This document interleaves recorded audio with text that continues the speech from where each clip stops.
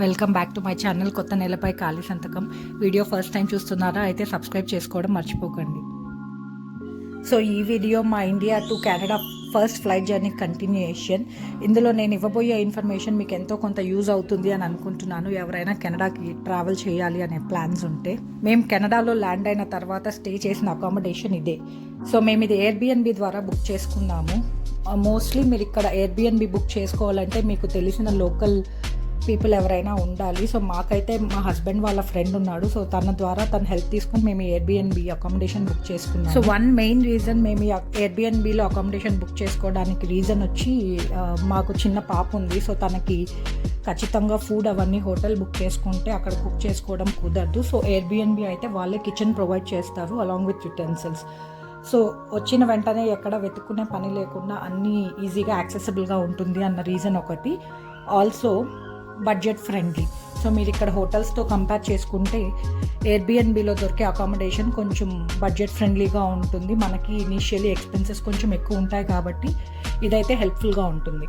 So ఇలా కిచెన్లో అన్నీ అవైలబుల్ ఉంటాయి. స్టవ్, ఓవెన్, టోస్టర్ అండ్ కొన్ని బేసిక్ యుటెన్సిల్స్ అయితే పెట్టారు. సో మాకైతే కుకింగ్కి అవే సరిపోయాయి. నేను తీసుకొచ్చిన యుటెన్సిల్స్ కూడా మ్యాక్సిమం నేనేం యూస్ చేయాలి, అక్కడ ఉన్న వాటితోనే మేనేజ్ చేసేసాము. సో ఇది బేస్మెంట్ హౌస్. నా పర్సనల్ ఎక్స్పీరియన్స్తో నేను అర్థం చేసుకుంది ఏంటంటే, మీరు ఒకవేళ టాడ్లర్తో కానీ లేదంటే చిన్న కిడ్తో కానీ ట్రావెల్ చేసేటట్లయితే ప్రిఫరబ్లీ బేస్మెంట్ అవాయిడ్ చేయండి. ఎందుకంటే ఫస్ట్ టైం బేస్మెంట్లో ఉన్నప్పుడు పైన వచ్చి ఆ సౌండ్స్, నాయిసెస్కి పిల్లలు చాలా భయపడతారు. మాకైతే పర్సనలీ అదే అయింది. మోక్ష చాలా భయపడేది ఆ సౌండ్స్కి, సరిగ్గా నిద్రపోయేది కూడా కాదు. మేము ఈ బేస్మెంట్ హౌస్లో ఆల్మోస్ట్ 2 weeks స్పెండ్ చేసాము. ఇక్కడ ఇల్లు దొరకడం అంత ఈజీ కాదు. సో ఈ బేస్మెంట్లో ఉండే ఆల్మోస్ట్ 2 weeks సర్చ్ చేసిన తర్వాత మాకు ఇల్లు దొరికింది. ఇనీషియలీ కొంచెం భయపడ్డా, దాని తర్వాత అడ్జస్ట్ అయిపోయాము. అరే ఇక్కడే ఉండిపోవచ్చు హ్యాపీగా అన్న ఫీల్ వచ్చింది. But still end of the day kids ఎక్కడ కంఫర్టబుల్గా ఉంటారో మనం అదే ప్రొవైడ్ చేయాలి కాబట్టి మేము మళ్ళీ ఇల్లు వెతుక్కున్నాము. సో మొత్తానికి ఇది మేము స్టే చేసిన ప్లేస్. సో ఇది మిస్సుసాగా అనే నైబర్హుడ్లో ఉంటుంది. చాలా పీస్ఫుల్గా ఉండింది నైబర్హుడ్ అయితే. అసలు ఇక్కడే ఇల్లు దొరికిపోతే ఎంత బాగుంటుందో అని అనిపించింది. కానీ ఇక్కడ రియల్ ఎస్టేట్ చాలా ఎక్స్పెన్సివ్గా ఉంటుంది. అండ్ ప్లస్ ఇల్లు దొరకడం అంటే చాలా కష్టం. కొంచెము వాళ్ళ అగ్రిమెంట్ ప్రాసెస్ కానీ లీగల్ ప్రాసెస్ కానీ ఒక ఇల్లు దొరకడానికి చాలా వెయిట్ చేయాల్సి ఉంటుంది మనము. సో ఆ ఫర్దర్ ప్రాసెస్ నేను నా నెక్స్ట్ వీడియోస్లో పోస్ట్ చేస్తాను. లైక్ అగ్రిమెంట్స్ ఇక్కడ ఎలా ఉంటాయి, రెంట్కి అప్లై చేయాలంటే ఎలా ఉంటుంది అని చెప్పి. మాకైతే జెట్ లాగ్ అంతా ఏం లేకుండే, హ్యాపీగా ఒక డే కొంచెం ఇబ్బంది, ఫస్ట్ డే ఇబ్బందిగా ఉన్నింది. కానీ నెక్స్ట్ డే అయితే బాగా అడ్జస్ట్ అయిపోయాము. ఇలా ఒక వాక్కి వెళ్ళాము పాపని తీసుకొని, అండ్ తను బాగా ఎంజాయ్ చేయడం స్టార్ట్ చేసింది.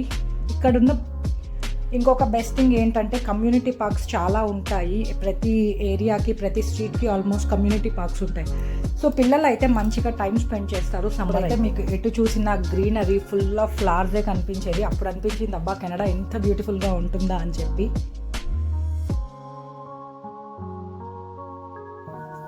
సో మోక్షకి ఇది కెనడాలో ఫస్ట్ అవుటింగ్ అని చెప్పాలి. ఆఫ్టర్ అ డే తను బయట తీసుకొచ్చాము. సో బాగా ఎంజాయ్ చేసింది తను, వాటర్ స్ప్లాష్ అన్ని పార్క్లో. సో ఓవరాల్ మా 15 days అకామిడేషన్కి మేము క్లోజ్ టు $2,000 పే చేసాము. So on an average $120 per day. మీరు ఒకవేళ హోటల్ తీసుకున్నా కూడా మీకు ఇంత తక్కువకైతే రాకపోవచ్చు. చాలామందికి వాళ్ళ కంపెనీస్ ఈదర్ మీరే సెలెక్ట్ చేసుకోండి అనే ఒక ఆప్షన్ ఇస్తారు, లేదా వాళ్ళే బుక్ చేస్తారు. సో మీరే సెలెక్ట్ చేసుకోండి అన్న ఆప్షన్ ఇచ్చినప్పుడు మీరు ప్రిఫరబ్లీ ఎయిర్బిఎన్బికి వెళ్ళండి. ఎందుకంటే మీకు చాలా మనీ సేవ్ అవుతుంది ఇక్కడే. ఇనీషియల్గా వచ్చినప్పుడు ఒక హౌస్ సెట్ చేసుకోవడానికి చాలా ఎక్స్పెన్సెస్ అవుతాయి కాబట్టి మీరు మ్యాక్సిమం ఇక్కడ ఎంత సేవ్ చేసుకోగలిగితే మీకు ఫ్యూచర్లో సేవింగ్స్కి అంత హెల్ప్ఫుల్ అవుతుంది. ఇది కెనడాలో మా ఫస్ట్ డే సర్వైవల్ లంచ్.